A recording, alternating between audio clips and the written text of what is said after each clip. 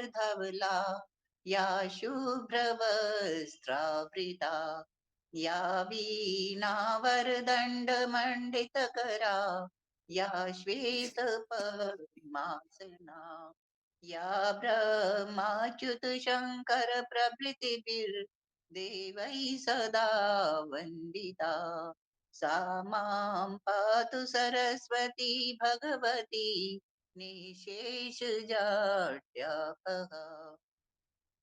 ब्रह्मा मुरारे त्रिपुरान्तकारी, भानुः शशि भूमिसुतो बुधश्च, गुरुश्च शुक्रः शनिराहुकेतवः, सर्वे ग्रहाः शान्तिकरा भवन्तु। नमो गुरुभ्यो गुरुपादुकाभ्यो, नमः परेभ्यः परपादुकाभ्यः, आचार्य सिद्धेश्वर पादुकाभ्यो, नमोस्तु नारायण पादुकाभ्ये, नमोस्तु नारायण पादुकाभ्ये। जय श्री कृष्ण। जय श्री कृष्ण, जय श्री राधे। रेवा दीदी हनुमान चालीसा कर लो, अब आप म्यूट हो। जय श्री कृष्ण, जय श्री राम, जय श्री हनुमान जी। श्री गुरु चरण सरोज रज, निज मन मुकुर सुधार, वरनौ रघुवर बिमल जसु, जो दायक फल चार। बुद्धिहीन तनु जानिके, सिमरो पवन कुमार। बल बुद्धि विद्या द्यो मोहि, मेरे करो कलेश विकार। जय हनुमान ज्ञान गुण सागर, जय कपीस तिहुँ लोक उजागर। राम दूत अतुलित बल धामा, अंजनी पुत्र पवन सुत नामा। महावीर विक्रम बजरंगी, कुमति निवार सुमति के संगी। कंचन वरण विराज सुवेशा, कानन कुंडल कंचित केशा। हाथ वज्र अरु ध्वजा विराजे, कांधे मूज जनेऊ साजे। शंकर सुवन केसरी नंदन, तेज प्रताप महाजगवंदन। विद्यावान गुणी अति चातुर, राम काज करवे को आतुर। प्रभु चरित्र सुनवे को रसिया, राम लखन सीता मन बसिया। सूक्ष्म रूप धरि सिंह दिखावा, भीम रूप धरि लंक जरावा। सूक्ष्म रूप धरि सिंह दिखावा, विकट रूप धरि लंक जरावा। भीम रूप धरि असुर संहारे, रामचंद्र जी के काज संवार। लाए संजीवन लखन जियाए, श्री रघुबीर हर्षि उर लाए। रघुपति कीन्ही बहुत बड़ाई, तुम मम प्रिय भरत ही संभाई। सहस बदन तुमरो यश गावें, अस कहीं श्रीपति कंठ लगावें। सनकादिक ब्रह्मादि मुनीसा, नारद सारद सहित अहिसा। यम कुबेर दिगपाल जहांते, कवि कोविद कहि सके कहाते। तुम उपकार सुग्रीव ही कीना, राम मिलाए राजपद दीना। तुमरो मंत्र विभीषण मानो, लंकेश्वर भय सब जग जानो। जुग सहस्त्र योजन पर भानु, लील्यो ताहि मधुर फल जान। प्रभु मुद्रिका मेलि मुख माहि, जल्दी लांगी गए अचरज नाही। दुर्गम काज जगत के जेते, सुगम अनुग्रह तुम रे ते। राम दुआरे तुम रखवारे, होत न आज्ञा बिनु पैसारे। सब सुख लहे तुम्हारी सरना, तुम रक्षक काहू को डरना। आपन तेज समारो आपे, तीनों लोक हांकते कांपे। भूत पिशाच निकट नहीं आवे, महावीर जब नाम सुनावे। नासे रोग हरे सब पीरा, जपत निरंतर हनुमत बीरा। संकट ते हनुमान छुड़ावे, मन क्रम वचन ध्यान जो लावे। सब पर राम तपस्वी राजा, तिनके काज सकल तुम साजा। और मनोरथ जो कोई लावे, सोई अमित जीवन फल पावे। चारों युग परताप तुम्हारा है प्रसिद्ध, जगत उजियारा। साधु संत के तुम रखवारे, असुर निकंदन राम दुलारे। अष्ट सिद्धि नौ निधि के दाता, असवर दीन जानकी माता। राम रसायन तुमरे पासा, सदा रहो रघुपति के दासा। तुमरे भजन राम जी को पावे, जन्म जन्म के दुख बिसराए। अंत काल रघुवरपुर जाई, जहाँ जन्म हरि भक्त कहाई। और देवता चित्त न धरई, हनुमत से सर्व सुख करई। संकट कटे मिटे सब पीरा, जो सुमिरे हनुमत बलवीरा। जय जय जय हनुमान गोसाई, कृपा करो गुरुदेव की नाई। जो सत बार पाठ कर कोई, छूट ही बंदी महासुख होई। जो ये पढ़े हनुमान चालीसा, होए सिद्धि साखी गोरीसा। तुलसीदास सदा हरि तेरा, कीजे नाथ हृदय में डेरा। कीजे नाथ हृदय में डेरा। पवन तन्य संकट हरन, मंगल मूर्ति रूप रामा। मंगल मूर्ति रूप राम लखन सीता सहित, मेरे हृदय बसो सुरभूप। सियावर राम जय जय राम, मेरे प्रभु राम जय जय राम। जय श्री राम। ओम नमो भगवते वासुदेवाय। ओम नमो नारायण, ओम नमो नारायण। भजमन नारायण नारायण नारायण, श्रीमन नारायण नारायण नारायण, श्रीमन नारायण नारायण नारायण। भजमन नारायण नारायण नारायण। उषा ओबराय जी ने हैंड रेस किया है। उषा दीदी शुरू कर लो आप। हाँ जी पेज जी, नंबर 130 है। 130। हाँ जी यमलोक जी के जी मार्ग में पापियों के कष्ट और हाँ पुण्यात्माओं के जी सुख जी का जी वर्णन। मेरा निशान है कल का।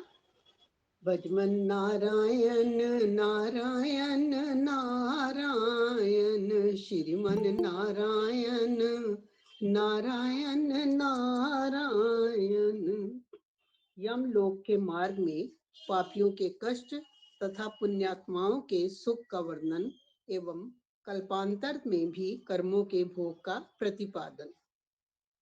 श्री सनक जी बोले, ब्राह्मण सुनिए, मैं अत्यंत दुर्गम यमलोक के मार्ग का वर्णन करता हूँ। वह पुण्यात्माओं के लिए सुखद और पापियों के लिए भयदायक है। मुनीश्वर प्राचीन ज्ञानी पुरुषों ने यमलोक के मार्ग का विस्तार 86,000 योजन बताया है। जो मनुष्य यहाँ दान करने वाले होते हैं, वे उस मार्ग में सुख से जाते हैं, और जो धर्म से कीन है, वे अत्यंत पीड़ित होकर बड़े दुख से यात्रा करते हैं। पापी मनुष्य उस मार्ग पर दीन भाव से जोर जोर से रोते चिल्लाते जाते हैं। वे अत्यंत भयभीत और नंगे होते हैं।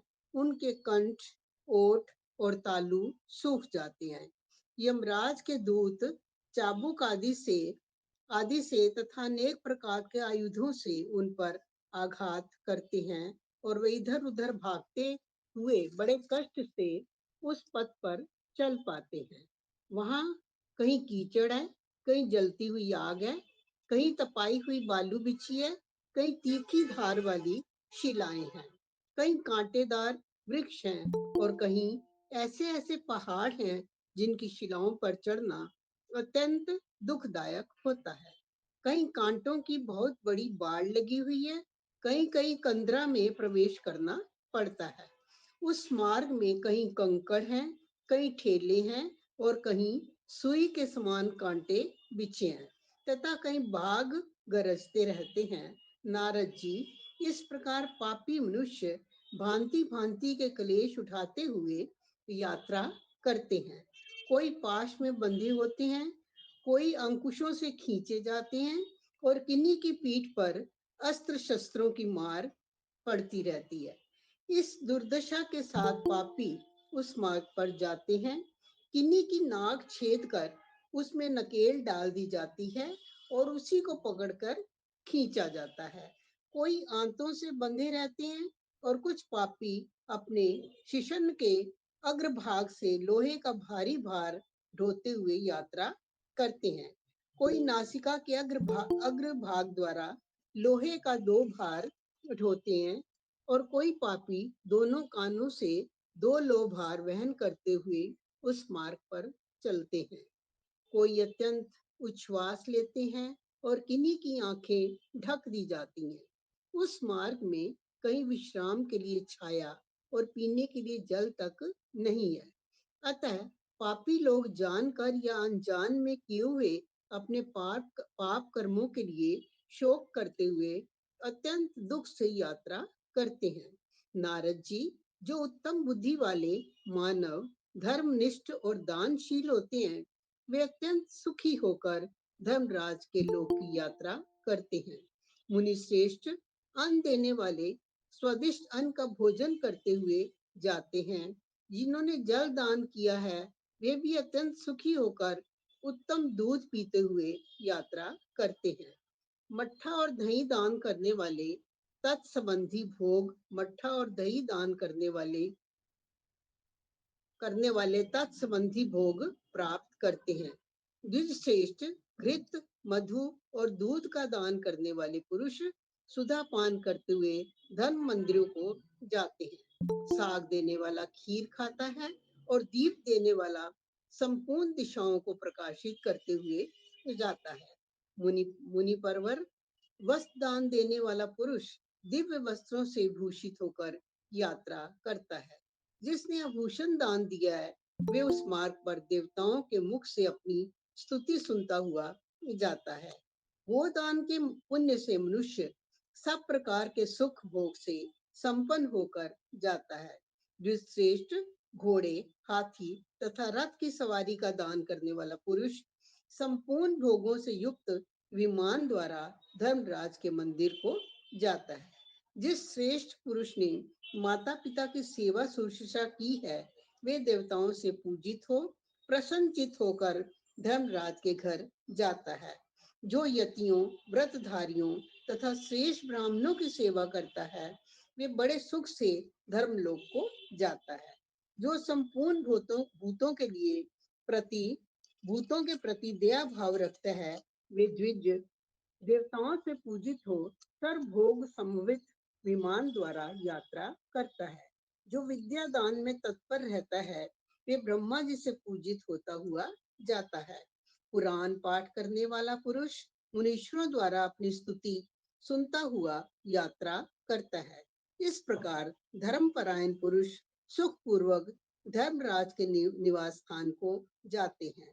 उस समय धर्मराज 4 भुजाओं से युक्त हो शंख, चक्र, गदा और खड्ग धारण करके बड़े स्नेह से मित्र की भांति उस पुण्यात्मा पुरुष की पूजा करती हैं और इस प्रकार कहते हैं, हे बुद्धिमानों में श्रेष्ठ पुण्यात्मा पुरुषों, जो मानव जन्म पाकर पुण्य नहीं करता है, वे पापियों में बड़ा है और वे आत्मघात करता है।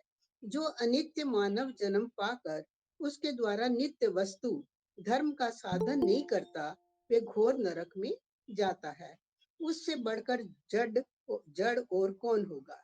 ये शरीर यातना रूप, दुख रूप और मल आदि के द्वारा अपवित्र है। जो इस प्रकार इसकी स्थिरता पर विश्वास करता है, उसे आत्मघाती समझना चाहिए। सब भूतों में प्राणधारी श्रेष्ठ हैं। उनमें भी जो पशु पक्षी आदि बुद्धि से जीवन निर्वाह करते हैं, वे श्रेष्ठ हैं। उनसे भी मनुष्य श्रेष्ठ है। मनुष्यों में ब्राह्मण, ब्राह्मणों में विद्वान और विद्वानों में अचंचल बुद्धि वाले पुरुष श्रेष्ठ हैं। अचंचल बुद्धि वाले पुरुषों में कर्तव्य का पालन करने वाले श्रेष्ठ हैं और कर्तव्य पालकों में भी ब्रह्मवादी, वेद का कथन करने वाले पुरुष श्रेष्ठ हैं।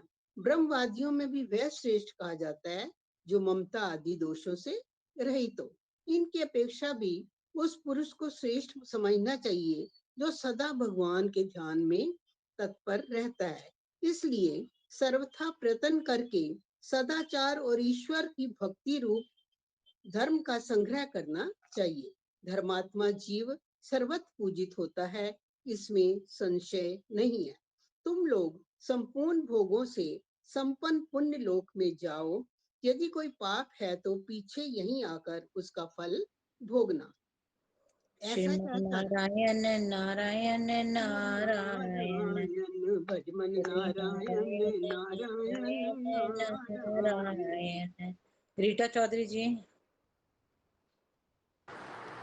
ऐसा कहकर यमराज उन पुण्यात्माओं की पूजा करके उन्हें सद्गति को पहुंचा देते हैं और पापियों को बुलाकर उन्हें काल दंड से डराते हुए फटकारते हैं। उस समय उनकी आवाज परले काल के मेघ के समान भयंकर होती है और उनके शरीर की कांति कजलगिरी के समान जान पड़ती है। उनके अस्त्र शस्त्र बिजली की भांति चमकते हैं, जिनके कारण वे बड़े भयंकर जान पड़ते हैं। उनकी 32 भुजाएं हो जाती हैं। शरीर का विस्तार 3 योजन का होता है। उनकी लाल लाल और भयंकर आंखें बावड़ी के समान जान पड़ती हैं। सब दूत यमराज के समान भयंकर होकर गरजने लगते हैं। उन्हें देखकर पापी जीव थर थर कांपने लगते हैं और अपने अपने कर्मों का विचार करके शोकग्रस्त हो जाते हैं। उस समय यम की आज्ञा से चित्रगुप्त उन सब पापियों से कहते हैं, अरे ओ दुराचारी पाप आत्माओं, तुम सब लोग अभिमान से दूषित हो रहे हो। तुम अविवेकियों ने काम क्रोध आदि से दूषित अहंकार युक्त चित्त से किस लिए पाप का आचरण किया है। पहले तो बड़े हर्ष में भरकर तुम लोगों ने पाप किए हैं, अब उसी प्रकार नरक की यातनाएं भी भोगनी चाहिए। अपने कुटुंब मित्र और स्त्री के लिए जैसा पाप तुमने किया है उसी के अनुसार कर्मवश तुम यहाँ आ पहुंचे हो। अब अत्यंत दुखी क्यों हो रहे हो? तुम ही सोचो, जब पहले तुमने पापाचार किया था उस समय यह भी क्यों नहीं विचार लिया कि यमराज इसका दंड अवश्य देंगे। कोई दरिद्र हो या धनी, मूर्ख हो या पंडित, और कायर हो या वीर, यमराज सबके साथ समान बर्ताव करने वाले हैं। चित्रगुप्त का यह वचन सुनकर वे पापी भयभीत हो अपने कर्मों के लिए शोक करते हुए चुपचाप खड़े रह जाते हैं। तब यमराज की आज्ञा का पालन करने वाले क्रोधी और भयंकर दूत इन पापियों को बलपूर्वक पकड़कर नरकों में फेंक देते हैं।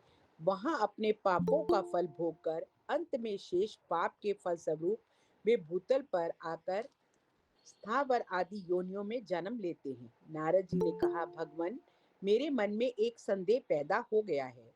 आपने ही कहा है कि जो लोग ग्राम दान आदि पुण्य कर्म करते हैं उन्हें कोटि सहस्त्र कल्पों तक उनका महान भोग प्राप्त होता रहता है। दूसरी ओर यह भी आपने बताया कि प्राकृत प्रलय में संपूर्ण लोकों का नाश हो जाता है और एकमात्र भगवान विष्णु ही शेष रह जाते हैं।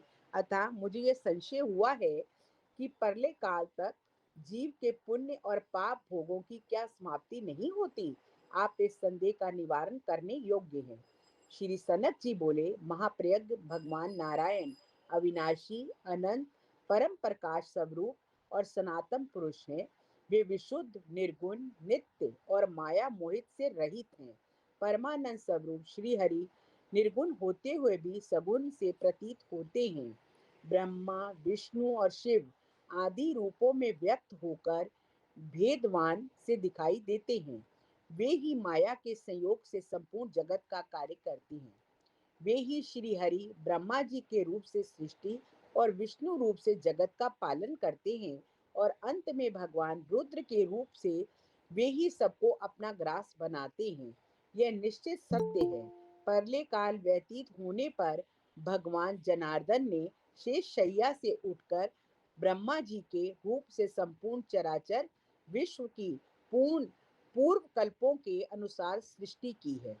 विपर्वर पूर्व कल्पों से जो स्थावर जंगम जीव जहां जहां स्थित थे, नूतन कल्प में ब्रह्मा जी उस संपूर्ण जगत की पूर्ववत सृष्टि कर देते हैं। अतः साधु श्रोमणे किए हुए पापों और पुण्यों का अक्ष फल अवश्य भोगना पड़ता है। परले हो जाने पर जीव के जिन कर्मों का फल शेष रह जाता है, दूसरे कल्प में नई सृष्टि होने पर वह जीव पुण्य अपने पुरातन कर्मों का भोग भोगता है। कोई भी कर्म 100 करोड़ कल्पों से भी बिना भोगे नष्ट नहीं होता। अपने किए हुए शुभ और अशुभ कर्मों का फल अवश्य ही भोगना पड़ता है। श्रीमन नारायण नारायण नारायण भजमन नारायण नारायण नारायण। मग्गू भाई साहब, मग्गू भाई साहब। भजमन नारायण नारायण नारायण श्रीमन नारायण नारायण नारायण। पापी जीवों के स्थावर आदि योनियों में जन्म लेने और दुख भोगने की अवस्था का वर्णन। श्री सनक जी कहते हैं, इस प्रकार कर्म पाठ में बंधे हुए जीव स्वर्ग आदि पुण्य स्थानों में पुण्य कर्मों का फल भोगकर तथा नरक यातनाओं में पापों का अत्यंत दुखमय फल भोगकर क्षीण हुए कर्मों के अवशेष भाग से इस लोक में आकर स्थावर आदि योनियों में जन्म लेते हैं। वृक्ष, गुल्म, लता, वल्ली और पर्वत तथा तृण ये स्थावर के नाम से विख्यात हैं। स्थावर जीव महामोह से आच्छन्न होते हैं। स्थावर योनियों में उनकी स्थिति इस प्रकार होती है। पहले वे बीज रूप से पृथ्वी में बोए जाते हैं, फिर जल से सींचने के पश्चात मूल भाव को प्राप्त होते हैं। उस मूल से अंकुर की उत्पत्ति होती है। अंकुर से पत्ते, तने और पतली डाली आदि प्रकट होते हैं। उन शाखाओं से कलियां और कलियों से फूल प्रकट होते हैं। उन फूलों से ही वे धान्य वृक्ष फलवान होते हैं। स्थावर योनि में जो बड़े बड़े वृक्ष होते हैं, वे भी दीर्घ काल तक काटने, दावानल में जलने तथा सर्दी गर्मी लगने आदि के महान दुख का अनुभव करके मर जाते हैं। तदंतर वे जीव कीट आदि योनियों में उत्पन्न होकर सदा अतिशय दुख उठाते रहते हैं। अपने से बलवान प्राणियों द्वारा पीड़ा प्राप्त होने पर वे उसका निवारण करने में असमर्थ होते हैं। शीत और वायु आदि के भारी क्लेश भोगते हैं और नित्य भूख से पीड़ित हो मल मूत्र आदि में विचरते हुए दुख पर दुख उठाते रहते हैं। तदंतर इसी क्रम से पशु योनि में आकर अपने से बलवान पशुओं की बाधा से भयभीत रहते हुए वे जीव अकारण भी भारी उद्वेग से कष्ट पाते रहते हैं। उन्हें हवा, पानी आदि का महान कष्ट सहन करना पड़ता है। अंडज पक्षी की योनि में भी वे कभी वायु पीकर रहते हैं और कभी मांस तथा अपवित्र वस्तुएं खाते हैं। ग्रामीण पशुओं की योनि में आने पर भी उन्हें कभी भार ढोने, रस्सी आदि से बांधे जाने, डंडों से पीटे जाने तथा हल आदि धारण करने के समस्त दुख भोगने पड़ते हैं। इस प्रकार बहुत सी योनियों में क्रमशः भ्रमण करके वे जीव मनुष्य जन्म पाते हैं। कोई पुण्य विशेष के कारण बिना क्रम के भी शीघ्र मनुष्य योनि प्राप्त कर लेते हैं। मनुष्य जन्म पाकर भी नीची जातियों में नीच पुरुषों की टहल बजाने वाले, दरिद्र, अंगहीन तथा अधिक अंग वाले इत्यादि होकर वे कष्ट और अपमान उठाते हैं तथा अत्यंत दुख से पूर्ण ज्वर, ताप, शीत, गुल्म रोग, पाद रोग, नेत्र रोग, सिर दर्द, गर्भ वेदना तथा पसली में दर्द होने आदि के भारी कष्ट भोगते हैं। मनुष्य जन्म में भी जब स्त्री और पुरुष मैथुन करते हैं, उस समय वीर्य निकलकर जब जरायु गर्भाशय में प्रवेश करता है, उसी समय जीव अपने कर्मों के वशीभूत हो उस वीर्य के साथ गर्भाशय में प्रविष्ट हो रजवीर्य के कलल में स्थित होता है। वह वीर्य जीव के प्रवेश करने के 5 दिन बाद कलर रूप में परिणत होता है। फिर 15 दिन के बाद वह पलल मांस पिंड की सी स्थिति भाग को प्राप्त हो 1 महीने में प्रादेश मात्र बड़ा हो जाता है। तब से लेकर पूर्ण चेतना का अभाव होने पर भी माता के उदर में दुर्सह ताप और क्लेश होने से वह एक स्थान पर स्थिर न रह सकने के कारण वायु की प्रेरणा से इधर उधर भ्रमण करता है। फिर दूसरा महीना पूर्ण होने पर वह मनुष्य के से आकार को पाता है। तीसरे महीने की पूर्णता होने पर उसके हाथ पैर आदि अवयव प्रकट होते हैं और 4 महीने बीत जाने पर उसके सब अवयवों की संधि का भेद ज्ञात होने लगता है। 5 महीने पर अंगुलियों में नख प्रकट होते हैं। 6 मास पूरे हो जाने पर नखों की संधि स्पष्ट हो जाती है। उसकी नाभि में जो नाल होती है उसी के द्वारा अन्न का रस पाकर वह पुष्ट होता है। उसके सारे अंग अपवित्र मल मूत्र आदि से भीगे रहते हैं। जरायु में उसका शरीर बंधा होता है और वह माता के रक्त, हड्डी, कीड़े, वसा, मज्जा, स्नायु और केश आदि से दूषित तथा घृणित शरीर में निवास करता है। माता के खाए हुए कड़वे, खट्टे, नमकीन तथा अधिक गर्म भोजन से वह अत्यंत दग्ध होता रहता है।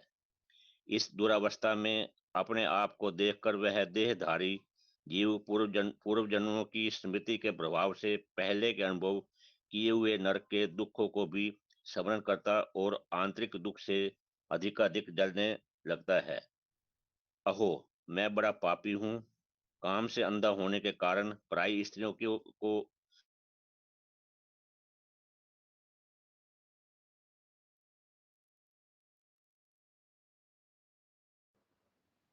आवाज पहले को। अहो मैं बड़ा पापी हूँ, काम से अंधा होने के कारण पराई स्त्रियों को मानव योनि में आया हूँ। नहीं, उससे आंतरिक ऊपर तो दुख। भैया आपकी आवाज चली हाँ गई जी। थी। अहो मैं बड़ा पापी हूँ, काम से अंधा होने पर यहाँ काम से हाँ, काम से अंधा होने के कारण पराई स्त्रियों को हर कर उनके साथ संभोग करके मैंने बड़े बड़े पाप किए हैं।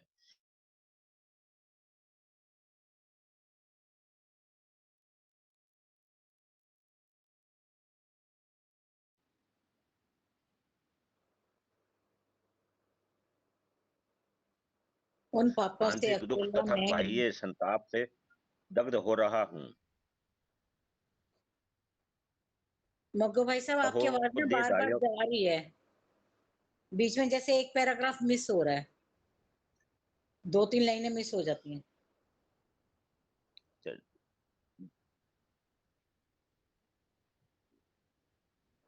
उन पापों से अकेला मैं ही ऐसे ऐसे नरकों का कष्ट भोगता रहा, फिर स्थावर आदि योनियों में महान दुख भोगकर अब मानव योनि में आया हूँ। आंतरिक दुख तथा बाह्य संताप से दग्ध हो रहा हूँ। अहो, देहधारियों को कितना दुख उठाना पड़ता है। शरीर पाप से ही उत्पन्न होता है, इसलिए पाप नहीं करना चाहिए। मैंने कुटुंब, मित्र और स्त्री के लिए दूसरों का मन चुराया है। उसी पाप से आज गर्भ की झिल्ली में बंधा हुआ जल रहा हूँ। पूर्व जन्म में दूसरों का धन देखकर ईर्ष्यावश जला करता था, इसलिए मैं पापी जीव इस समय भी गर्भ की आग से निरंतर दग्ध हो रहा हूँ। मन, वाणी और शरीर से मैंने दूसरों को बहुत पीड़ा दी थी। उस पाप से आज मैं अकेला ही अत्यंत दुखी होकर जल रहा हूँ। इस प्रकार वह गर्भस्थ जांच नाना प्रकार से विलाप करके स्वयं ही अपने आप को इस प्रकार आश्वासन देता है। अब मैं जन्म लेने के बाद सत्संग तथा भगवान विष्णु की कथा का श्रवण करके विशुद्ध चित्त हो सत्कर्मों का अनुष्ठान करूंगा और संपूर्ण जगत के अंतरात्मा तथा अपनी शक्ति के प्रभाव से अखिल विश्व की सृष्टि करने वाले सत्य ज्ञानानंद स्वरूप लक्ष्मीपति भगवान नारायण के उन युगल चरणार बिंदों का भक्ति पूर्वक भजन पूजन करूंगा, जिनकी समस्त देवता, असुर, यक्ष, गंधर्व, राक्षस, नाग, मुनि तथा किन्नर समुदाय आराधना करते रहते हैं। भगवान के वे चरण दुसह संसार बंधन के मूलोच्छेद के हेतु हैं। वेदों के रहस्यभूत उपनिषदों द्वारा उनकी महिमा का स्पष्ट ज्ञान होता है। वे ही संपूर्ण जगत के आश्रय हैं। मैं उन्हीं भगवान चरणार बिंदों को अपने हृदय में रखकर अत्यंत दुख से भरे हुए संसार को लांग जाऊंगा। इस प्रकार वह मन में भावना करता है। श्रीमन नारायण नारायण नारायण नारायण नारायण। नारायण। प्रदीप शर्मा जी, हाँ मैं शर्मा भाई साहब। बोलूं?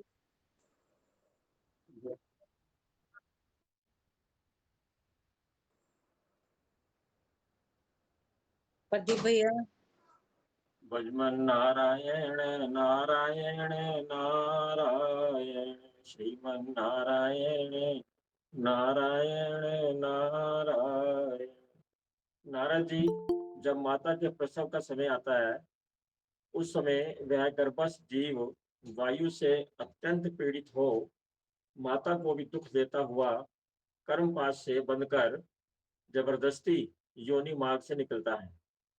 निकलते समय संपूर्ण नरक यातनाओं का भोग उसे एक ही साथ भोगना पड़ता है। बाहर की वायु का स्पर्श होते ही उसकी स्मरण शक्ति नष्ट हो जाती है। फिर वह जीव बाल्यावस्था को प्राप्त होता है। उसमें भी अपने ही मलमूत्र में उसका शरीर लिपटा रहता है। आध्यात्मिक आदि त्रिविध दुखों से पीड़ित होकर भी वह कुछ नहीं बता सकता। उसके रोने पर लोग यह समझते हैं कि यह भूख प्यास से कष्ट पा रहा है, इसे दूध आदि देना चाहिए, और इसी मान्यता के अनुसार वे लोग प्रयत्न करते हैं। इस प्रकार वह अनेक प्रकार के शारीरिक कष्ट भोग का अनुभव करता है। मच्छरों और खटमलों के काट लेने पर वह उन्हें हटाने में असमर्थ होता है। शैशव से बाल्यावस्था में पहुंचकर वहां माता पिता और गुरु की डांट सुनता और शपथ खाता है। वह बहुत से निरर्थक कार्यों में लगा रहता है। उन कार्यों के सफल न होने पर वह मानसिक कष्ट पाता है। इस प्रकार बाल्य जीवन में अनेक प्रकार के कष्टों का अनुभव करता है। तत्पश्चात तरुण अवस्था में आने पर जीव धनोपार्जन करते हैं। कमाए हुए धन की रक्षा करने में लगे रहते हैं। उस धन के नष्ट या खर्च हो जाने पर अत्यंत दुखी होते हैं। माया से मोहित रहते हैं। उनका अंतःकरण काम आदि क्रोध आदि से दूषित हो जाता है। यह सदा दूसरों के गुणों में भी दोष ही देखा करते हैं। पराय धन और पराई स्त्री को हड़प लेने के प्रयत्न में लगे रहते हैं। पुत्र, मित्र और स्त्री आदि के भरण पोषण के लिए क्या उपाय किया जाए? अब इस बड़े हुए कुटुंब का कैसे निर्वाह होगा? मेरे पास मूल धन नहीं है, अतः व्यापार नहीं हो सकता। इधर वर्षा भी नहीं हो रही है, अतः खेती से क्या आशा की जाए? मेरी घरवाली के बच्चे अभी बहुत छोटे हैं, अतः उनसे काम काज में कोई मदद नहीं मिल सकती। इधर मैं भी रोगी हो चला और निर्धन ही रह गया। मेरे विचार न करने से खेती बाड़ी नष्ट हो गई। बच्चे रोज रोया करते हैं। मेरा घर टूट फूट गया, कोई जीविका भी नहीं मिलती। राजा की ओर से भी अत्यंत दुख प्राप्त हो रहा है। शत्रु मेरा रोज पीछा करते हैं, मैं इन्हें कैसे जीतूंगा? इस प्रकार चिंता से व्याकुल तथा अपने दुख को दूर करने में असमर्थ हो वे कहते हैं, विधाता को धिक्कार है, उसने मुझ भाग्यहीन को पैदा ही क्यों किया? इसी तरह जीव जब वृद्धावस्था को प्राप्त होता है तो उसका बल घटने लगता है, बाल सफेद हो जाते हैं और जरावस्था के कारण सारे शरीर में झुर्रियां पड़ जाती हैं। अनेक प्रकार के रोग उसे पीड़ा देने लगते हैं। उसका एक एक अंग कांपता रहता है। दमा और खांसी आदि से वह पीड़ित होता है। कीचड़ से मलिन हुई आंखें चंचल एवं कातर हो उठती हैं। कफ से कंठ भर जाता है। पुत्र और पत्नी आदि भी उसे ताड़ना करते हैं। मैं कब मर जाऊंगा, इस चिंता में से वह व्याकुल हो उठता है और सोचने लगता है कि मेरे मर जाने के बाद यदि दूसरों ने मेरा धन हड़प लिया तो मेरे पुत्र आदि का जीवन निर्वाह कैसे होगा? इस प्रकार ममता और दुख में डूबा हुआ वह लंबी सांस खींचता है और अपनी आयु में किए हुए कर्मों को बार बार स्मरण करता है तथा क्षण क्षण में भूल जाता है। फिर जब मृत्यु काल निकट आता है तो वह रोग से पीड़ित हो आंतरिक संताप से व्याकुल हो जाता है। मेरे कमाए हुए धन आदि किसके अधिकार में होंगे, इस चिंता में पड़कर उसकी आंखों में आंसू भर आते हैं, कंठ घुरघुराने लगता है और इस दशा में शरीर से प्राण निकल जाते हैं। फिर यमदूतों की डांट फटकार सुनता हुआ वह जीव पाश में बंद कर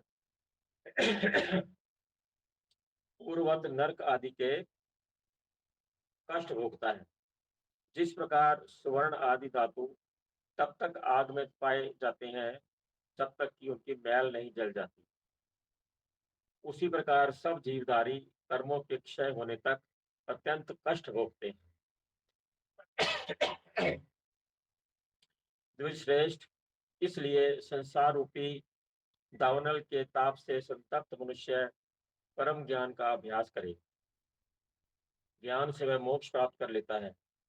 ज्ञान शून्य मनुष्य पशु कहे गए हैं। अतः संसार बंधन से मुक्त होने के लिए परम ज्ञान का अभ्यास करे। सब कर्मों को सिद्ध करने वाले मानव जन्म को पाकर भी जो भगवान विष्णु की सेवा नहीं करता, उससे बढ़कर मूर्ख कौन हो सकता है। मुनि श्रेष्ठ, संपूर्ण मनोवांछित फलों के दाता जगदीश्वर भगवान विष्णु के रहते हुए भी मनुष्य ज्ञान रहित होकर नरकों में पकाए जाते हैं, यह कितने आश्चर्य की बात है। जिससे मलमूत्र का स्रोत बहता रहता है, ऐसे इस क्षण भंगुर शरीर में अज्ञानी पुरुष महान मोह से आच्छन्न होने के कारण नित्यता की भावना करते हैं। जो मनुष्य मांस तथा रक्त आदि से भरे हुए उस घृणित शरीर को पाकर संसार बंधन का नाश करने वाले भगवान विष्णु का भजन नहीं करता, वह अत्यंत पातकी है। ब्राह्मण, मूर्खता या अज्ञान अत्यंत कष्टकारक है, महान दुख देने वाला है, परंतु भगवान के ध्यान में लगा हुआ चांडाल भी ज्ञान प्राप्त करके महान सुखी हो जाता है। मनुष्य का जन्म दुर्लभ है, देवता भी उसके लिए प्रार्थना करते हैं। अतः उसे पाकर विद्वान पुरुष परलोक सुधारने का यत्न करे। जो आध्यात्म ज्ञान से संपन्न तथा भगवान की आराधना में तत्पर रहने वाले हैं, वे पुनरावृत्ति रहित परम धाम को पा लेते हैं। जिनसे यह संपूर्ण विश्व उत्पन्न हुआ है, जिनसे चेतना पाता है और जिनमें ही इसका लय होता है, वे भगवान विष्णु ही संसार बंधन से छुड़ाने वाले हैं। जो अनंत परमेश्वर निर्गुण होते हुए भी सगुण से प्रतीत होते हैं, उन देवेश्वर श्री हरि की पूजा अर्चा करके मनुष्य संसार बंधन से मुक्त हो जाता है। श्रीमन नारायण नारायण नारायण श्रीमन नारायण नारायण नारायण। सुमन बालाजी। सिमरन नारायण नारायण नारायण। मोक्ष प्राप्ति का उपाय भगवान विष्णु ही मोक्ष दाता है। इसका प्रतिपादन योग तथा उसके अंगों का निरूपण। नारद जी ने पूछा, भगवान, कर्म से देह मिलता है, देहधारी जीव कामना से बनता है, काम से वह लोभ के वशभूत होता है और लोभ से क्रोध के अधीन हो जाता है, क्रोध से धर्म का नाश होता है, धर्म के नाश से बुद्धि बिगड़ जाती है और जिसकी बुद्धि नष्ट हो जाती है वह मनुष्य पुनः पाप करने लगता है। अतः देह की पाप की जड़ है तथा उसी के पाप कर्म में प्रवृत्ति होती है। इसीलिए मनुष्य इस देह के भ्रम को त्याग कर जिस प्रकार मोक्ष का भागी हो सके वह उपाय बताइए। श्री सनक जी ने पूछा, महाप्रज्ञ सुवृत्त जिनकी आज्ञा से सनक जी ब्रह्मा ने जी कहा, पूछा नहीं कहा।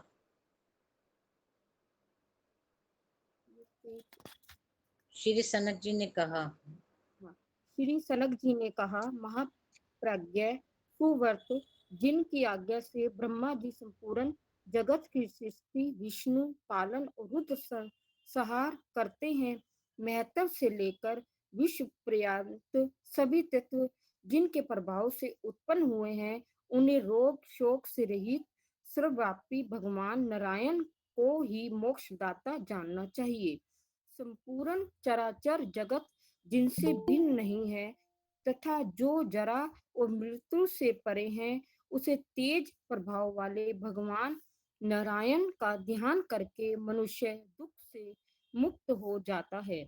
जो विकार रहित अजन्मा शुद्ध स्वयं प्रकाश निरंजन ज्ञान रूप तथा संचार सच्चिदानंदमय है, ब्रह्मा और देवता जिनके अवतार स्वरूपों को सदा आराधना करते हैं, वे श्री हरि ही सनातन स्थान परम धाम या मोक्ष के दाता है। ऐसा जानना चाहिए। जो निर्गुण होकर भी संपूर्ण गुणों के आधार हैं, लोगों पर अनुग्रह करने के लिए विविध रूप धारण करते हैं और सबके हृदय काश में विराजमान तथा सर्वत्र परिपूर्ण है, जिनकी कहीं ही उपमा नहीं है तथा जो सबके आधार है, उन भगवान की शरण में जाना चाहिए, जो कल्प के अंत में सबको अपने भीतर समेटकर स्वयं जल में शयन करते हैं। विदार्थ के ज्ञाता और कर्म कांड के विद्वान नाना प्रकार के यज्ञों द्वारा जिनका यजन करते हैं, वे ही भगवान कर्म फल के दाता हैं और निष्काम भाव से कर्म करने वालों को वे ही मोक्ष देते हैं। जो ध्यान प्रणाम अथवा भक्ति पूर्वक पूजन करने पर अपना सनातन स्थान मुकुट प्रदान करते हैं, उन दयालु भगवान की आराधना करनी चाहिए। मुनीश्वर जिनके चरण बंदों की पूजा करके देह अभिमानी जीव भी शीघ्र ही अमृत तब मोक्ष प्राप्त कर लेते हैं, उन्हीं को ज्ञान जन पुरुषोत्तम मानते हैं। जो अनंत स्वरूप जरा रहित परम ज्योतिमय सनातन एवं पर्यापर ब्रह्मा है, वही भगवान विष्णु को सुप्रसिद्ध परम पद ही है। जो अद्वितीय निर्गुण नित्य अद्वितीय अनुपम परिपूर्ण तथा अज्ञानमय ब्रह्मा है, उसी को साधु पुरुष ब्रह्मा नहीं जी, ब्रह्म है। ब्रह्मा नहीं, यहाँ पे ब्रह्म है। ब्रह्म है, उसी को साधु पुरुष मोक्ष का साधन मानते हैं। जो योगी पुरुष योग मार्ग की विधि से ऐसे परम तत्व की उपासना करता है, वह परम पद को प्राप्त होता है। जो सब प्रकार की आसक्तियों का त्याग करने वाला, शम दम आदि गुणों से युक्त और काम आदि दोषों से रहित है, वही योगी परम पद को पाता है। नारद जी ने पूछा, व्यक्तियों में श्रेष्ठ किस कर्म से योगियों के योग की सिद्धि होती है? वह उपाय यथार्थ रूप से मुझे बताइए। श्री सनक जी ने कहा, तत्वर्थ का विचार करने वाले ज्ञानी पुरुष कहते हैं कि परम मोक्ष ज्ञान से ही प्राप्त होने योग्य है। उस ज्ञान का मूल है भक्ति और भक्ति प्राप्त होती है भगवत। कर्म करने वालों को भक्ति का लेश मात्र होने से भी अक्षय परम धर्म संपन्न होता है। उत्कृष्ट श्रद्धा से सब पाप नष्ट हो जाते हैं। सब पापों का नाश कर निर्मल बुद्धि का उदय होता है। वह निर्मल बुद्धि ही ज्ञानी पुरुषों द्वारा ज्ञान के नाम से बताई गई है। ज्ञान को मोक्ष देने वाला कहा गया है। वैसा ज्ञान योगियों को होता है, कर्म योग और ज्ञान योग। इस प्रकार दो प्रकार के योग कहा गया है। कर्म योग के बिना मनुष्य का ज्ञान योग सिद्ध नहीं होता। अतः क्रिया कर्म योग में तत्पर होकर श्रद्धा पूर्वक भगवान श्री हरि की पूजा करनी चाहिए। ब्राह्मण भूमि अग्नि सूर्य जल धातु हृदय तथा चित्त नाम वाले ये भगवान केशव की 8 प्रतिमाएं हैं। इनमें भक्ति पूर्वक भगवान का पूजन करना चाहिए। अतः मन, वाणी और क्रिया द्वारा दूसरों को पीड़ा न देते हुए भक्ति भाव से संयुक्त या सर्वव्यापी भगवान विष्णु की पूजा करें। अहिंसा, सत्य, क्रोध का अभाव, ब्रह्मचार्य, अप्रिय ग्रह, ईर्ष्या का त्याग तथा दया, ज्ञान योग और कर्म योग दोनों में समान रूप से आवश्यक है। यह चराचर विश्व सनातन भगवान विष्णु का ही स्वरूप है। ऐसा मन में निश्चय करके उप दोनों योगों का अभ्यास करें। जो मानसी पुरुष समस्त प्राणियों को अपने आत्मा के ही समान मानते हैं, वे ही देव चक्र सुदर्शन धारी भगवान विष्णु के परम भाव को जानते हैं। जो असूया दूसरों के दोष देखने में असलंग हो, तपस्या, पूजा और ध्यान में प्रवृत्त होता है, उसकी वह तपस्या, पूजा और ध्यान सब व्यर्थ होते हैं। इसीलिए शम, दम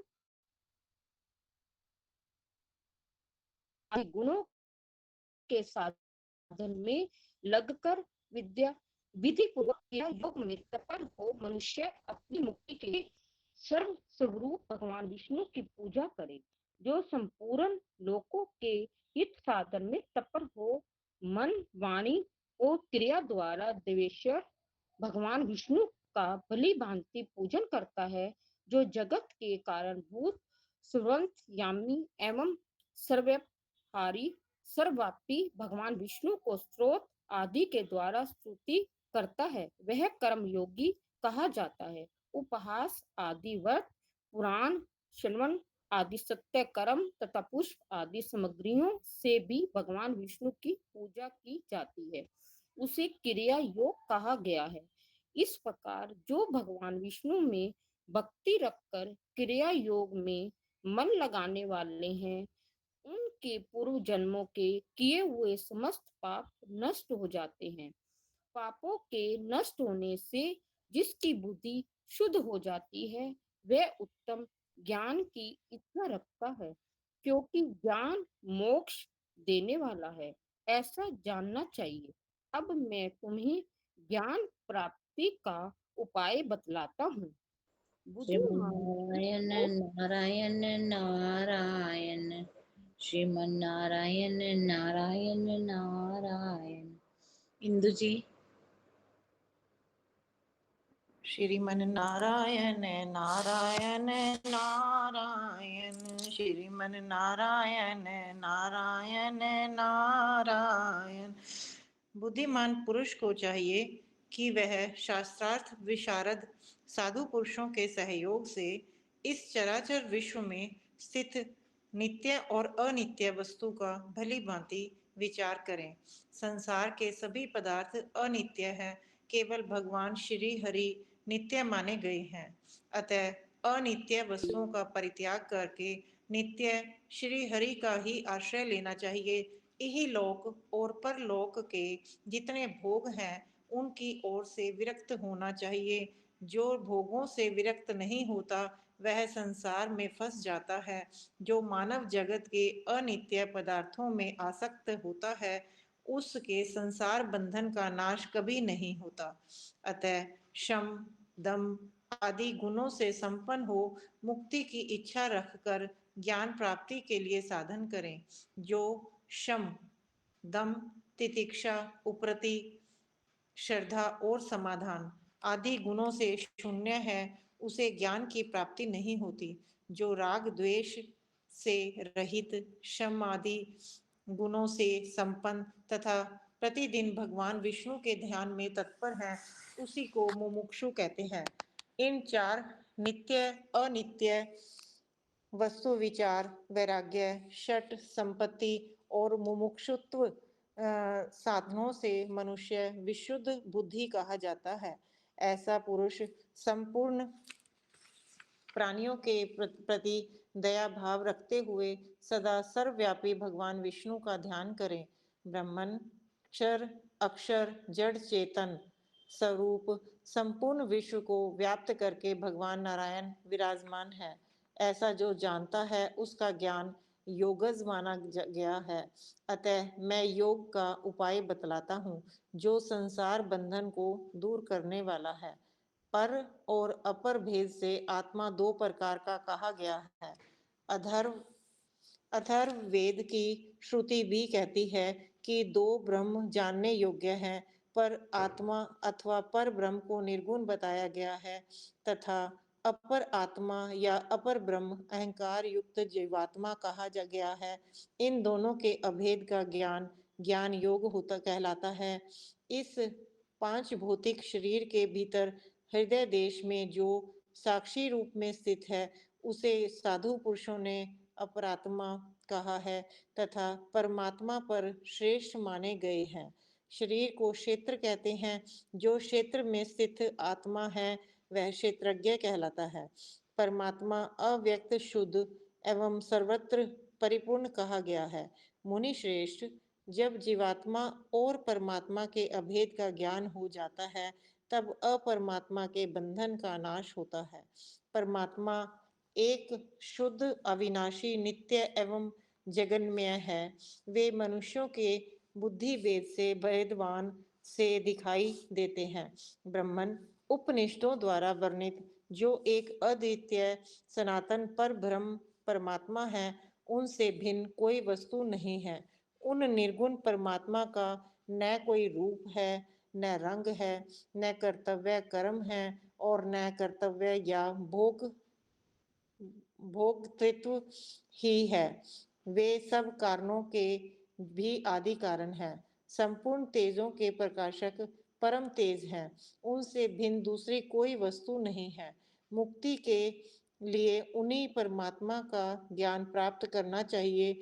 ब्रह्मन शब्द ब्रह्म्य जो महावाक्य है आदि है, अर्थात वेद वर्णित जो तत्वमसि सो अहम अस्मि इत्यादि महावाक्य हैं, उन पर विचार करने से जीवात्मा और परमात्मा का अभेद ज्ञान प्रकाशित होता है।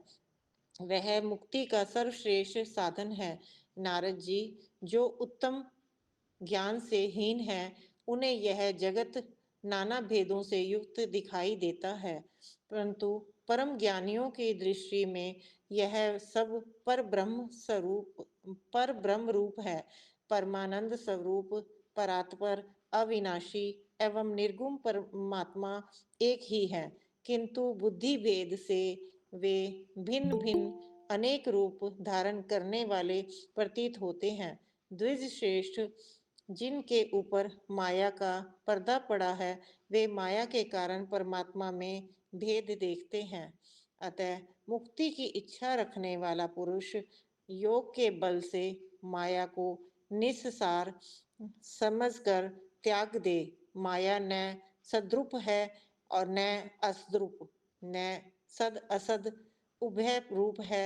अतः उसे अनिर्वाच्य मतलब किसी रूप में भी न कहने योग्य समझना चाहिए। वह केवल भेद बुद्धि प्रदान करने वाली है। मुनि श्रेष्ठ, अज्ञान शब्द से माया का ही बोध होता है। अतः जो माया को जीत लेते हैं उनके अज्ञान का नाश हो जाता है। ज्ञान शब्द से सनातन पर ब्रह्म का ही प्रतिपादन किया जाता है, क्योंकि ज्ञानियों के हृदय में निरंतर परमात्मा प्रकाशित होते रहते हैं। मुनि श्रेष्ठ, योगी पुरुष योग के द्वारा अज्ञान का नाश करे।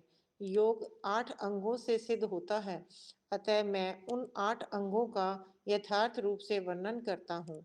मुनिवर नारद, यम नियम आसन प्राणायाम प्रत्याहार धारणा ध्यान और समाधि ये योग के 8 अंग हैं। मुनीश्वर, अब क्रमशः संक्षेप से इनके लक्षण बतलाता हूँ। अहिंसा, सत्य, अस्तेय, ब्रह्मचर्य, अपरिग्रह, अक्रोध और अनसूया ये संक्षेप से यम बताए गए हैं। संपूर्ण प्राणियों में से किसी को किसी किंचन मात्र भी जो कष्ट न पहुंचाने का भाव है उसे सत्पुरुषों ने अहिंसा कहा है। अहिंसा योग मार्ग में सिद्धि प्रदान करने वाली है। मुनि श्रेष्ठ, धर्म और अधर्म का विचार रखते हुए जो यथार्थ बात कही जाती है उसे श्रेष्ठ पुरुष सत्य कहते हैं। चोरी से या बलपूर्वक जो दूसरे के धन को हड़प लेना है वह साधु पुरुषों द्वारा से कहा गया है। इसके विपरीत किसी की वस्तु को न लेना असेक है। सब प्रकार से मैथुन का त्याग ब्रह्मचर्य कहा गया है। मुनीश्वर, आपत्ति काल में भी द्रव्यों का संग्रह न करना अपरिग्रह कहा गया है। वह योग मार्ग में उत्तम सिद्धि प्रदान करने वाला है। जो अपना उत्कर्ष जताते हुए किसी के प्रति अत्यंत कठोर वचन बोलता है उसके ऊपर उसके उस क्रूरतापूर्ण भाव को धर्मज्ञ पुरुष क्रोध कहते हैं। इसके विपरीत शांत भाव का नाम अक्रोध है। धन आदि के द्वारा किसी को बढ़ते देखकर डहा के कारण जो मन में संताप होता है उसे साधु पुरुषों ने असूया ईर्ष्या कहा है। इस असूया का त्याग ही अनसूया है। देवर्षे, इस प्रकार संक्षेप से यम बताए गए हैं। नारद जी, अब मैं तुम्हें नियम बतला रहा हूँ, सुनो। तप, स्वाध्याय, संतोष, शौच, भगवान विष्णु की आराधना तथा संध्या उपासन आदि नियम कहे गए हैं, जिसमें चंद्रायन आदि व्रतों के द्वारा शरीर को कृश किया जाता है उसे साधु पुरुषों ने तप कहा है। वह योग का उत्तम साधन है। ब्राह्मण, ओमकार, उपनिषद, द्वादक्षर मंत्र, ओम नमो भगवते वासुदेवाय, अष्टाक्षर मंत्र, ओम नमो नारायणाय तथा तत्वमसि आदि महावाक्यों के समुदाय का जो जप, अध्ययन एवं विचार है उसे स्वाध्याय कहा गया है। वह भी नारायण नारायण नारायण, श्रीमन नारायण नारायण नारायण। विमल जी, यहाँ से आप शुरू कर लो। श्रीमन नारायण नारायण नारायण आदि महावाक्यों के समुदाय का जो जप, अध्ययन एवं विचार है उसे स्वाध्याय कहा गया है। वह भी योग का उत्तम साधन है। जो मूड उपयुक्त स्वाध्याय छोड़ देता है उसका योग सिद्ध नहीं होता। किंतु योग के बिना भी केवल स्वाध्याय मात्र से मनुष्यों के पाप का नाश हो जाता है। स्वाध्याय से संतुष्ट किए हुए इष्ट देवता प्रसन्न होते हैं। विप्रवर, जब 3 प्रकार का कहा गया है, वाचिक, उपांशु और मानस, इन 3 भेदों में भी पूर्व की अपेक्षा उत्तर श्रेष्ठ है। विधि पूर्वक अक्षर और पद को स्पष्ट बोलते हुए जो मंत्र का उच्चारण किया जाता है उसे वाचिक जप बताया गया है। वह संपूर्ण यज्ञों का फल देने वाला है। कुछ मंद स्वर में मंत्र का उच्चारण करते समय एक पद से दूसरे पद का विभाग करते जाना उपांशु जप कहा गया है। वह पहले की अपेक्षा दूना महत्व रखता है।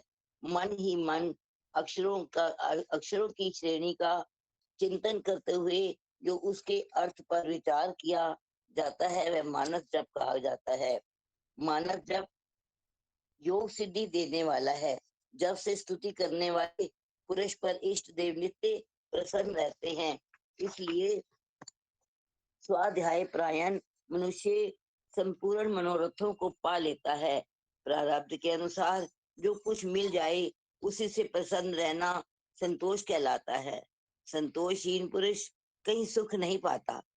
भोगों की कामना भोग्य वस्तुओं को भोग लेने से शांत नहीं होती, अपितु इससे और भी अधिक भोग मुझे कब मिलेगा, इस प्रकार कामना बढ़ती रहती है।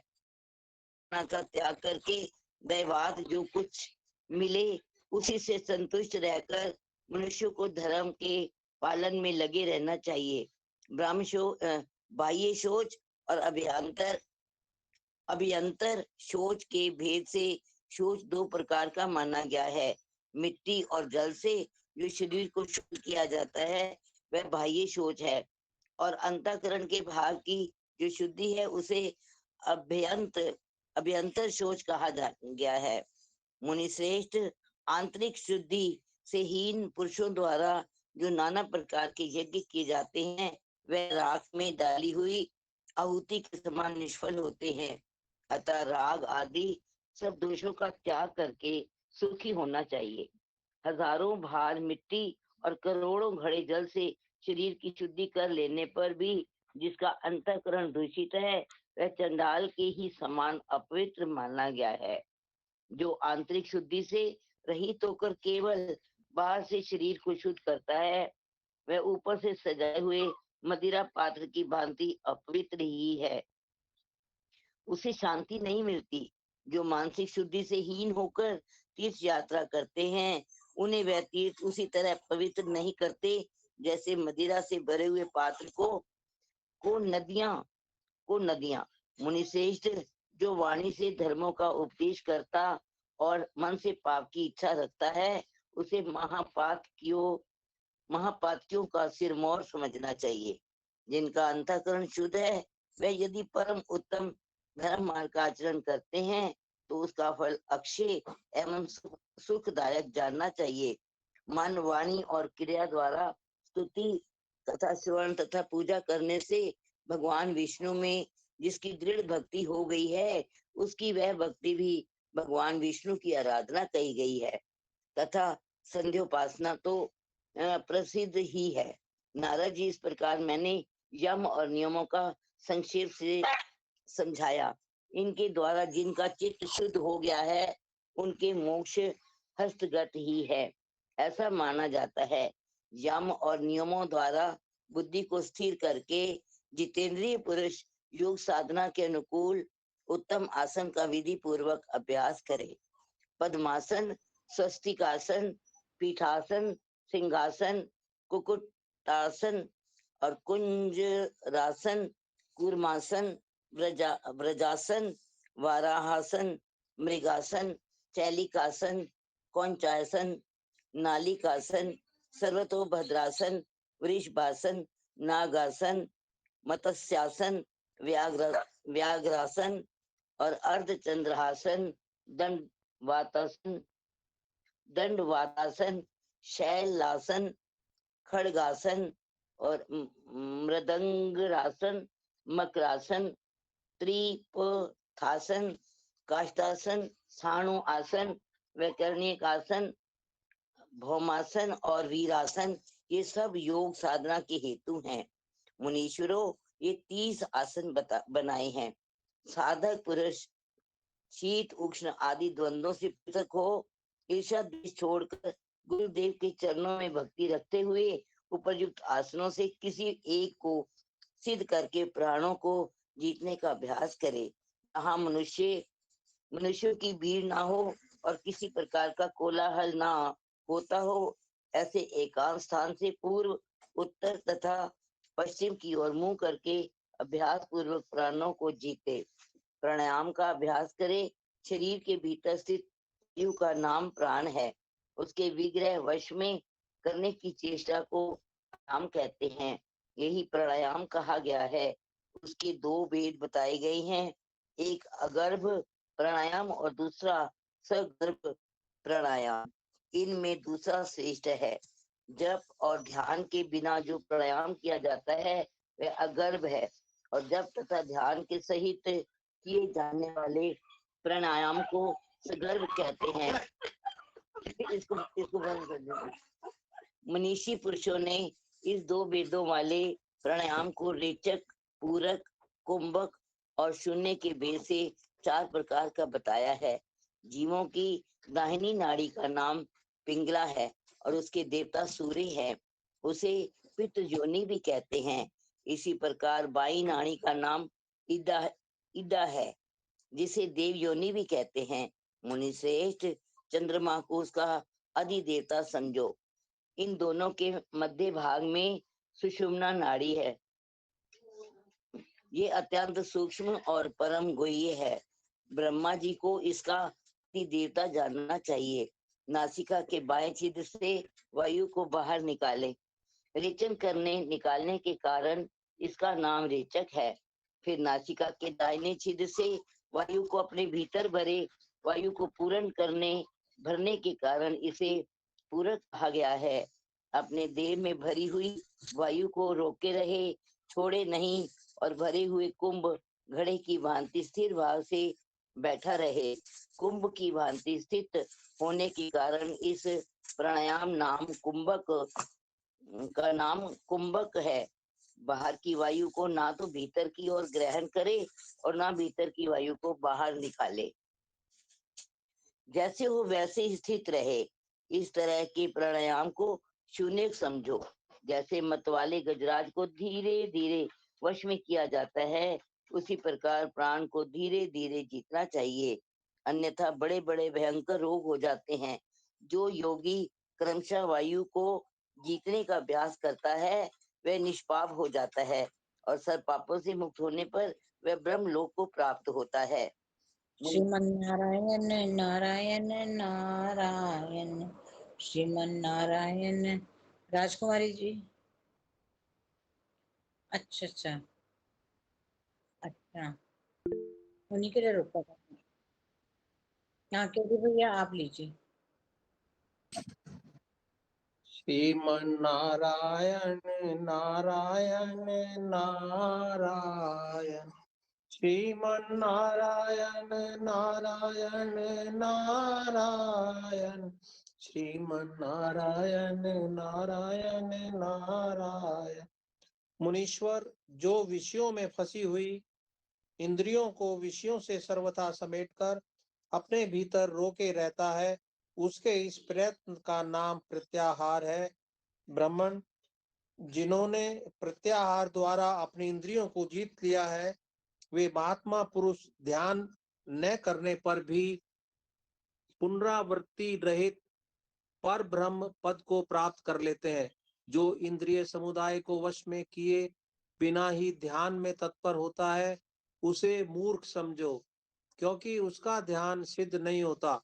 मनुष्य जिस जिस वस्तु को देखता है उसे अपने आत्मा में आत्मस्वरूप समझे और प्रत्याहार द्वारा वश में की हुई इंद्रियों को अपने आत्मा में ही अंतर्मुख करके धारण करे। इस प्रकार इंद्रियों को जो आत्मा में धारण करता है उसी को धारणा कहते हैं। योग्य प्रत्याहार से इंद्रियों के समुदाय को जीतकर धारणा द्वारा उन इंद्रियों को दृढ़ता पूर्वक हृदय में धारण कर लेने के पश्चात साधक उन परमात्मा का ध्यान करे जो सबका धारण पोषण करने वाले हैं और जो कभी अपनी महिमा से च्युत नहीं होते। संपूर्ण विश्व उन्हीं का स्वरूप है। वे सर्वत्र व्यापक होने से विष्णु कहलाते हैं। समस्त लोकों के एकमात्र कारण वे ही हैं। उनके नेत्र विकसित कमल दल के समान सुशोभित हैं। मनोहर कुंडल उनके कानों की शोभा बढ़ाते हैं। उनकी भुजाएं विशाल हैं। अंग अंग से उदारता सूचित होती है। सब प्रकार के आभूषण उनके सुंदर विग्रह की शोभा बढ़ाते हैं। उन्होंने पीतांबर धारण कर रखा है। वे दिव्य शक्ति से संपन्न हैं। उन्होंने स्वर्ण में यज्ञोपवीत धारण किया है। गले में तुलसी की माला पहन रखी है। कौस्तुभ मणि से उनकी शोभा और बढ़ गई है। वक्षस्थल में श्रीवत्स का चिन्ह सुशोभित है। देवता और असुर सभी भगवान के चरणों में मस्तक नवा रहे हैं। 12 अंगुल विस्तृत तथा 8 दलों से विभूषित अपने हृदय कमल के आसन पर विराजमान सर्वव्यापी अव्यक्त स्वरूप परात्पर परमात्मा का उपर्युक्त रूप से ध्यान करना चाहिए। ध्येय वस्तु में चित्त की वृत्ति का एकाकार हो जाना ही साधु पुरुषों द्वारा ध्यान कहा गया है। 2 घड़ी ध्यान करके भी मनुष्य परम मोक्ष को प्राप्त कर लेता है। ध्यान से पाप नष्ट होते हैं। ध्यान से मोक्ष मिलता है। ध्यान से भगवान विष्णु प्रसन्न होते हैं तथा ध्यान से संपूर्ण मनोरथों की सिद्धि हो जाती है। भगवान महाविष्णु के जो स्वरूप हैं उनमें से किसी का भी एकाग्रता पूर्वक ध्यान करें। उस ध्यान से संतुष्ट होकर भगवान विष्णु निश्चय ही मोक्ष देते हैं। साधु शिरोमणि ध्येय वस्तु में मन को इस प्रकार स्थिर कर देना चाहिए कि ध्याता ध्यान और ध्येय की त्रिपुटी का तनिक भी भान न रह जाए। तब ज्ञान रूपी अमृत के सेवन से अमृत परमात्मा को प्राप्त होता है। निरंतर ध्यान करने से ध्येय वस्तु के साथ अपना अभेद भाव स्पष्ट अनुभव हो जाता है, जिसकी सब इंद्रियां विषयों से निवृत्त हो जाती हैं और वह परमानंद से पूर्ण हो वायु शून्य स्थान में जलते हुए दीपक की भांति अविचल भाव से ध्यान में स्थित हो जाता है। तो उसकी इस ध्येयाकार स्थिति को समाधि कहते हैं। नारद जी, योगी पुरुष समाधि अवस्था में न देखता है, न सुनता है, न सूंघता है, न स्पर्श करता है और न वह कुछ बोलता ही है। उस अवस्था में योगियों को संपूर्ण उपाधियों से युक्त, मुक्त, शुद्ध, निर्मल, सच्चिदानंद स्वरूप तथा अविचल आत्मा का साक्षात्कार होता है। विद्वान नारद जी, ये आत्मा परम ज्योतिर्मय तथा अमेय है। जो माया के अधीन है, उन्हीं को वह माया युक्त सा प्रतीत होता है। उस माया का निवारण होने पर वह निर्मल ब्रह्म स्वरूप से प्रकाशित होता है। वह ब्रह्म एक अद्वितीय परम ज्योति स्वरूप, निरंजन तथा संपूर्ण प्राणियों के अंतर्यामी आत्मा स्वरूप से स्थित है। परमात्मा सूक्ष्म से भी अत्यंत सूक्ष्म और महान से भी अत्यंत महान है। वह सनातन परमेश्वर समस्त विश्व का कारण है। ज्ञानियों में श्रेष्ठ पुरुष परम पवित्र परात्पर ब्रह्म स्वरूप में उसका दर्शन करते हैं। आकार से लेकर हकार तक के भिन्न भिन्न वर्णों के रूप में स्थित अनादि पुराण पुरुष परमात्मा को ही शब्द ब्रह्म कहा गया है। और जो विशुद्ध अक्षर नित्य पूर्ण हृदयाकाश के मध्य विराजमान अथवा आकाश में व्याप्त आनंद में निर्मल एवं शांत तत्व है, उसी को पर ब्रह्म परमात्मा कहते हैं। योगी लोग अपने हृदय में जिन अजन्मा शुद्ध विकार रहित सनातन परमात्मा का दर्शन करते हैं, उन्हीं का नाम परब्रह्म है। मुनि श्रेष्ठ, अब दूसरा ध्यान बतलाता हूँ, सुनो। परमात्मा का यह ध्यान संसार ताप से संतप्त मनुष्यों को अमृत की वर्षा के समान शांति प्रदान करने वाला है। परमानंद स्वरूप भगवान नारायण प्रणव में स्थित हैं, ऐसा चिंतन करें। उनकी कहीं उपमा नहीं है। वे प्रणव की अर्ध मात्रा के ऊपर विराजमान नाद स्वरूप है। आकार ब्रह्मा जी का रूप है। उकार भगवान विष्णु का स्वरूप है। मकार रुद्र रूप है तथा अर्धमात्रा निर्गुण पर ब्रह्म परमात्म स्वरूप है। अकार, उकार और मकार ये प्रणव की तीन मात्राएं कही गई हैं। ब्रह्मा, विष्णु और शिव ये तीन क्रमशः उनके देवता हैं। इन सबका समुच्चय रूप जो ओमकार है, वह पर ब्रह्म परमात्मा का बोध कराने वाला है। पर ब्रह्म परमात्मा वाच्य है और प्रणव उनका वाचक माना गया है। नारद जी, इन दोनों में वाच्य वाचक संबंध उपचार से ही कहा गया है। जो प्रतिदिन प्रणव का जप करते हैं, वे संपूर्ण पातकों से मुक्त हो जाते हैं तथा जो निरंतर उसी के अभ्यास में लगे रहते हैं, वे परम मोक्ष पाते हैं। जो ब्रह्मा, विष्णु और शिव रूप प्रणव मंत्र का जप करता है, उसे अपने अंतःकरण में कोटि कोटि सूर्यों के समान निर्मल तेज का ध्यान करना चाहिए अथवा प्रणव जप के समय शाल ग्राम शिला या किसी भगवत प्रतिमा के स्वरूप का ध्यान करना चाहिए अथवा जो पाप नाशक तीर्थादिक वस्तु है, उसी का अपने हृदय में चिंतन करना चाहिए। मुनीश्वर, यह वैष्णव ज्ञान तुम्हें बताया गया है। इसे जानकर योगेश्वर पुरुष उत्तम मोक्ष पा लेता है। जो एकाग्रचित होकर इस प्रसंग को पढ़ता अथवा सुनता है, वह सब पापों से मुक्त हो भगवान विष्णु का सालोक्य प्राप्त कर लेता है। श्रीमन नारायण नारायण नारायण, श्रीमन नारायण नारायण नारायण, श्रीमन नारायण नारायण नारायण। जय श्री कृष्ण। ममता दीदी। गजमन नारायण नारायण नारायण, श्रीमन नारायण नारायण नारायण, गजमन नारायण नारायण नारायण, श्रीमन नारायण नारायण नारायण। और विष्णु भगवान की जय।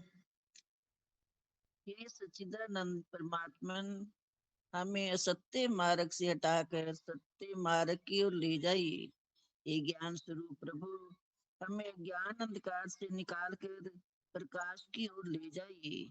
हे मृत्युंजय भगवान, हमें मृत्यु के भय से छुड़ाकर अमर बना दीजिए।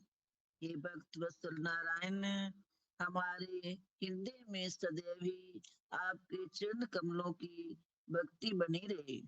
हे मर्यादा पुरुषोत्तम जगदीश, हमें ऐसी पवित्र निर्मल और उज्जवल बल बुद्धि प्रदान कीजिए कि जिसके द्वारा हम अधर्म से हटकर धर्म की ओर बढ़ सके।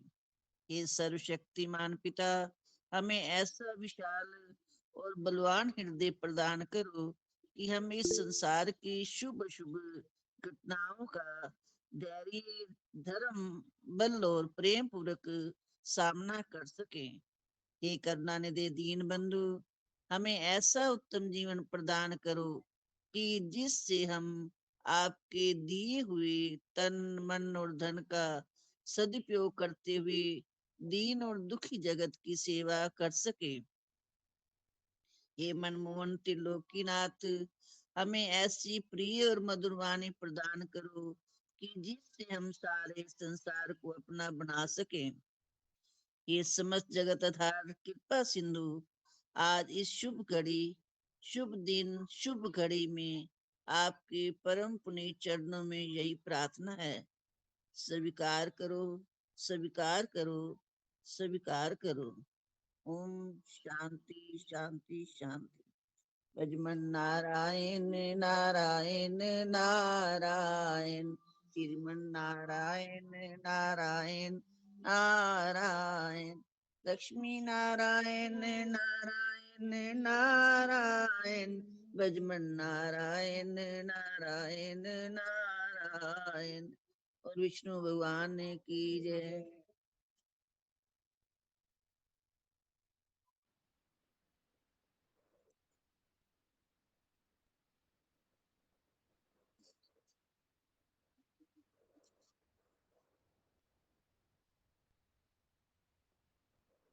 ओम नमो भगवते वासुदेवाय, ओम नमो भगवते वासुदेवाय, ओम नमो भगवते वासुदेवाय, ओम नमो भगवते वासुदेवाय, ओम नमो भगवते वासुदेवाय, ओम नमो भगवते वासुदेवाय, ओम नमो भगवते वासुदेवाय, ओम नमो भगवते वासुदेवाय, ओम नमो भगवते वासुदेवाय, ओम नमो भगवते वासुदेवाय, ओम नमो भगवते वासुदेवाय।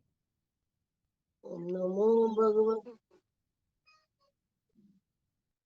ओम नमो भगवते वासुदेवाय, ओम नमो भगवते वासुदेवाय, ओम नमो भगवते वासुदेवाय, ओम नमो भगवते वासुदेवाय, ओम नमो भगवते वासुदेवाय। ओम नमो भगवते वासुदेवाय। ओम नमो भगवते वासुदेवाय।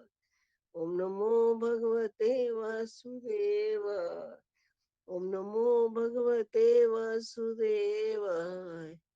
ओम नमो भगवते वासुदेवाय। ओम नमो भगवते वासुदेवाय।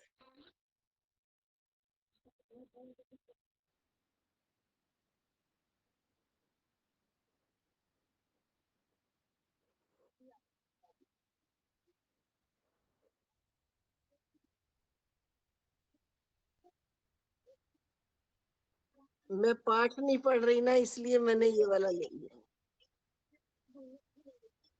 कोई बात नहीं, कोई बात नहीं, मुझे अभी पढ़ना भी नहीं है, इसलिए कह।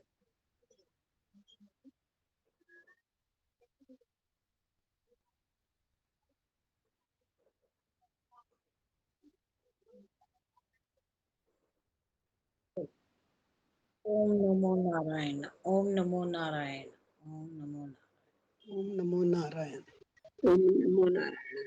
श्रीमन जय ओम नमो नारायण। नारायण। नारायण। जय राधे रानी, जय कृष्ण कन्हैया। राधे श्रीमन राधे राधे राधे। नारायण राधे जय Shri Narayan.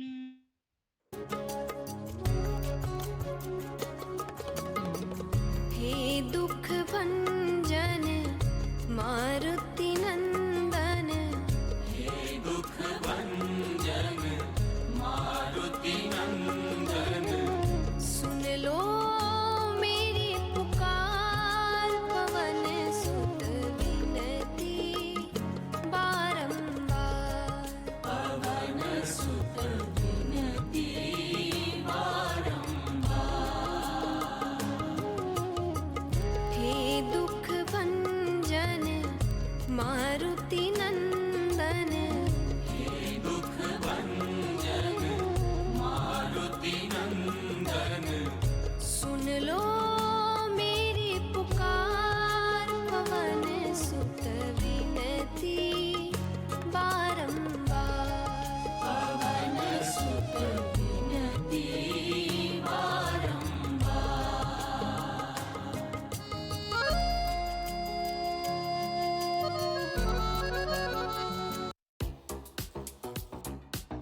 Face, chest, armpit.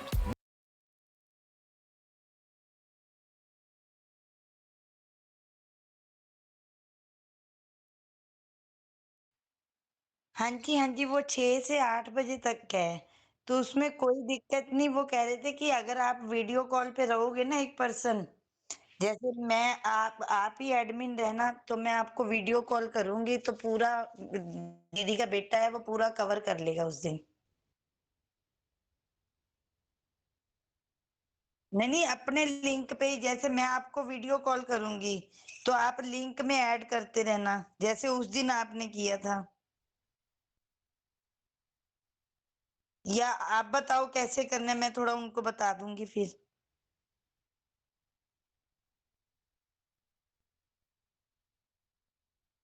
हाँ जी, हाँ जी। हाँ जी, हाँ जी। ठीक है, ठीक है।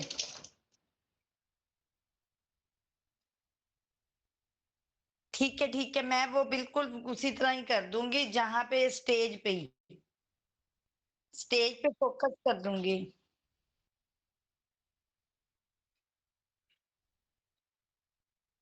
ठीक है, ठीक है। हाँ जी, हाँ जी। भैया किस दिन? संडे को।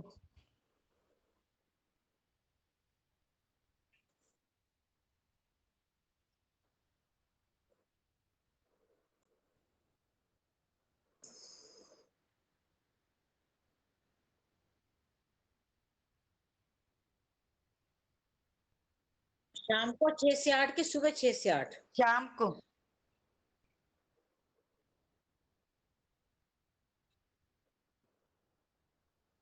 फिर 8 से 9 तो हमारा रेगुलर जो होता है वो हो जाएगा ना? ठीक है, ठीक है।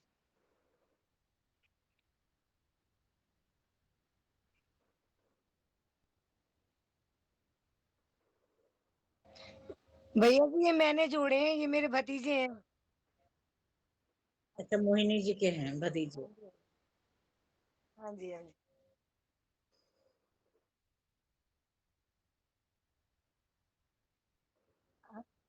हाँ जी मेरे पास बुक है। नहीं दिनेश जी के पास नहीं है अभी, आज वो पहला दिन है, अभी उनको समझने दो फिर बात कर लूंगी मैं। हाँ जी हाँ जी। तो उनका नंबर डाल दिया क्या आपने, राकेश जी? हाँ मैं दे दूंगी मैं उनका नंबर आपको सेंड कर दूंगी। भैया फोन चेंज होने के कारण मैंने बताया ना, आईडी उड़ गई है सब।